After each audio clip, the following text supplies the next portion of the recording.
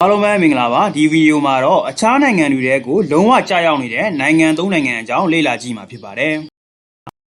ပထမဆုံးအနေနဲ့လီဆိုတိုနိုင်ငံနဲ့စတင်လိုက်ရအောင်တောင်အာဖရိကနိုင်ငံထဲမှာတည်ရှိနေတဲ့တောင်တန်းတွေနဲ့ဖွဲ့စည်းထားတဲ့ဘီယင်းနိုင်ငံဖြစ်ပါတယ်ကမ္ဘာပေါ်မှာအခြားနိုင်ငံတွေကိုလုံးဝကြာရောက်နေတဲ့နိုင်ငံသုံးနိုင်ငံတွေကတနိုင်ငံပါ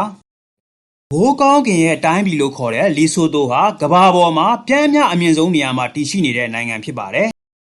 ဒီမြင်မာမှုကရှုခင်းလာတာထက်ဒီနိုင်ငံကလူတွေရဲ့ဘဝကိုပုံဖော်ပေးနေပါတယ်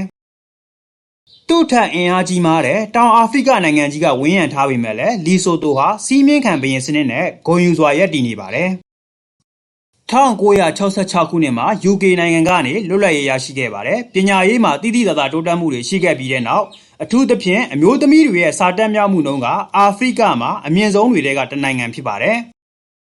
2018ခုနှစ်မှာတော့လီဆိုတိုနိုင်ငံရဲ့တပ်ထုတွန်းကနေ910ကာရွက်အလေးချိန်ရှိတဲ့ကမ္ဘာအကြီးဆုံးစိန်တုံးတစ်တုံးကိုတွေ့ရှိခဲ့ပြီးတော့အဲ့ဒါကဒေါ်လာတန်ပေါင်းများစွာတန်ကြေးရှိခဲ့ပါတယ်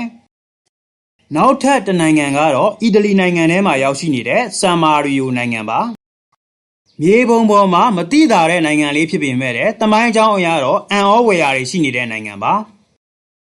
ဆန်မာရီနိုဟာကမ္ဘာပေါ်မှာတက်တန်းအရင်ဆုံးအချုပ်အခြာအာဏာပိုင်နိုင်ငံဖြစ်ပြီးတော့ AD 300ခုနှစ်မှာတည်ထောင်ခဲ့တာပါပိုပြီးအံ့ဩစရာကောင်းတာကတော့ဆန်မာရီနိုဟာခိုင်မာတည်တံ့တဲ့ဖွဲ့စည်းပုံအခြေခံဥပဒေနဲ့ဒီမိုကရေစီစနစ်ကိုနှစ်ပေါင်း1900ကျော်ကြာထိန်းသိမ်းထားတဲ့ကမ္ဘာအစောဆုံးသမ္မတနိုင်ငံလည်းဖြစ်ပါတယ်61စတုရန်းကီလိုမီတာသာရှိတဲ့ဥရောပရဲ့တတိယအသေးဆုံးနိုင်ငံလည်းဖြစ်ပါတယ်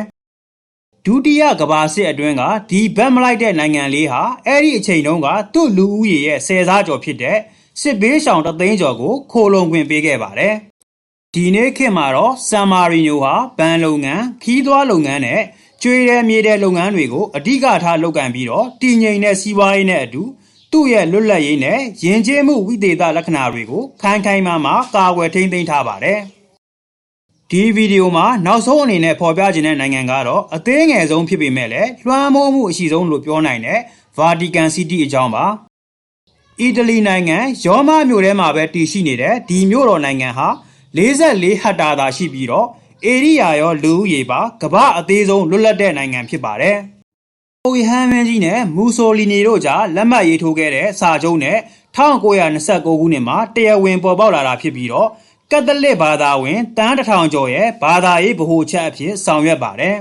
။ဘာသာရေးအပြင်သမိုင်းနဲ့အသိပညာတွေရဲ့ယရနာတိုက်လည်းဖြစ်ပါတယ်။15ရာစုမှာတည်ထောင်ခဲ့တဲ့ဗာတီကန်စာကြည့်တိုက်ဟာဥရောပရဲ့တက်တန်းအရင်ဆုံးနဲ့အရေးပါဆုံးစာကြည့်တိုက်တွေကတစ်ခုဖြစ်ပြီးတော့တမ္မာကျမ်းစာရဲ့တက်တန်းအရှိဆုံးလက်ရေးစာမှုတွေကတစ်ခုအပါအဝင်တန်ဖိုးမဖြတ်နိုင်တဲ့စာပေတွေကိုတင်စီထားပါတယ်။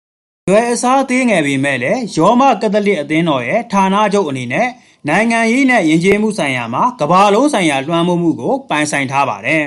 ။အခြားနိုင်ငံတွေထဲမှာကြာရောက်နေတဲ့နိုင်ငံသုံးနိုင်ငံအကြောင်းပဲဖြစ်ပြီးတော့အဲ့ဒီထဲက2နိုင်ငံကအီတလီနိုင်ငံထဲမှာကြာရောက်နေတာဖြစ်ကြောင်းဖော်ပြပေးလိုက်ပါတယ်။